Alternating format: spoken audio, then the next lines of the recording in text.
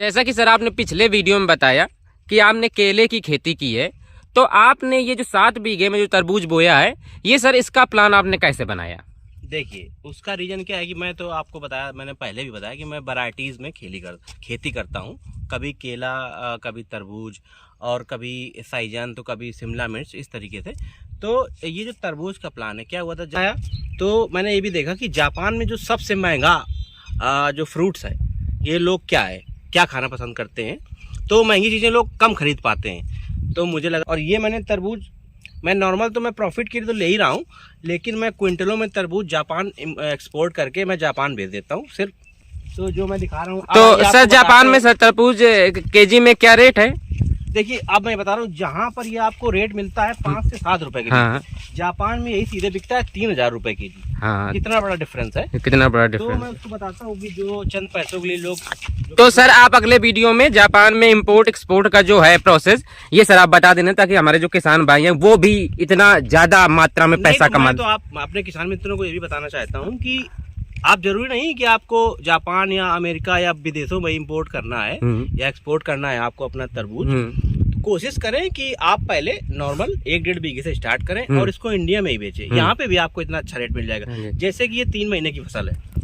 अच्छा, 3 महीने की फसल है। 3 महीने की फसल है, और इसमें 1 बीघे का जो लागत आती है वो 20,000 रुपए आती है। अच्छा ऑन एवरेज। अच्छा। और ये देखिए, मैंने ये बताया था आपको, ये पॉलीथीन लगी हुई है। जी। तो इस पॉलीथीन का लगाने का सिर्फ एक रीजन होता है कि इसके नीचे के जो खरपतवार है वो डेवलप नहीं हो पाते।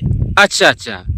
तो जब इसके खरपतवार डेवलप नहीं होंगे तो आपका प्लांट ग्रोथ करेगा, आपका फल बड़ा होगा, अच्छा होगा। ज्यादा नहीं, 1 एकड़। हम 1 एकड़ में कहीं 2.5 बीघा, कहीं 3 बीघा होता है, लेकिन हमारे यहाँ 1 एकड़ में 2 बीघे होते हैं। तो 1 एकड़ में आपके पेड़ होते हैं 8000। ठीक है, 8000 पेड़ लग जाते हैं आसानी से, कोई दिक्कत नहीं होती। और एक जो आपका जो पौधा है वो आपको 4 फल देगा। अगर एक फल 4 केजी का होता है या 5 केजी आप पकड़ लें तो 20 किलो हो जाता है। तो 20 किलो के हिसाब से जो आपकी जो पूरी क्रॉप आती है वो आती है लगभग 3.25 लाख की, और ये 3 महीने की फसल है। तो अगर आप 1 एकड़ की बात करते हैं तो ये टोटल हो जाता है आपका 7.5 लाख। लेकिन ये 7.5 लाख कब है? जब आप पूरे 8000 के 8000 पौधे बचा ले जाएंगे, वो नष्ट नहीं होते हैं, तब आपको ये 7.5 लाख का प्रॉफिट दे के जाएगा।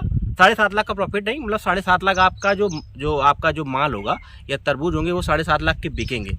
और इसमें जो 2 बीघे में आपका जो लागत आनी है वो आती है 50,000 की। मतलब 1 एकड़ मीन्स 2 बीघा, तो 50,000 की लागत। तो ये 7 लाख का प्रॉफिट आपका मिनिमम है।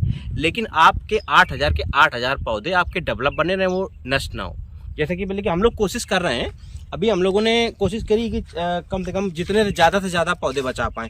उसको बचाने के लिए क्या करना है? टेक्निकल तरीके से खेती करनी है। ड्रिप इरिगेशन सिस्टम लगाने, जिसको बोलते हैं बूंद बूंद सींच प्रणाली, हिंदी में बोलते हैं, और इंग्लिश में ड्रिप इरिगेशन सिस्टम, ये लगा हुआ है। और पॉलीथीन बिछा दें। जैसे ही आप पेड़ लगवाते हैं उसके 3-4 दिन बाद पॉलीथीन लगवा दें, तो खरपतवार आपके नहीं आएंगे।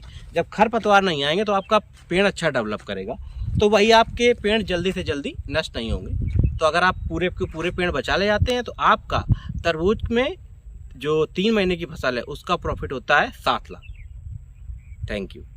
इस वाले टैंक में जो पहला टैंक है, इसमें डालते हैं हम लोग रासायनिक खाद, जैसे यूरिया, पोटास, DAP वगैरह। हाँ, और इसमें हम लोग डालते हैं इस वाले टैंक को, वो जो हमारा दूसरा टैंक है, इसमें बायो टैंक, इसमें डालते हैं हम लोग देसी खाद। हाँ, देसी खाद। जैसे गाय के गोबर, भैंस का गोबर डाल सकते हैं। हाँ। आप इवन चाहें तो गुड़ का घोल तैयार करके इसमें डाल सकते हैं।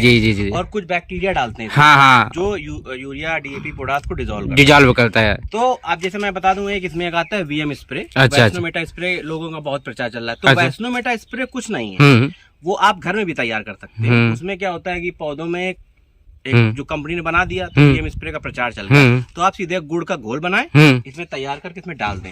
यूरिया, DAP, पोटास को मिक्स करके जब वो पौधों में जाएगा तो वैस्नोमेटा स्प्रे की तरीके ही काम करेगा। जी। तो आप ये चीजें अगर घर में बना सकते हैं तो आप पहले स्टडी करें कि जो वैस्नोमेटा स्प्रे है वो कैसे बना है, ना कि सीधे खरीद लाए जाए। आप गुड़ के घोल से तैयार कर सकते हैं घर में ही, तो आपकी लागत कम हो जाएगी। वही आपको जब आपकी जो क्रॉप कम हो जाएगी, मान लीजिए 40 की जगह 35 केजी होगी, तो वो आपका प्रॉफिट बराबर कर देगी।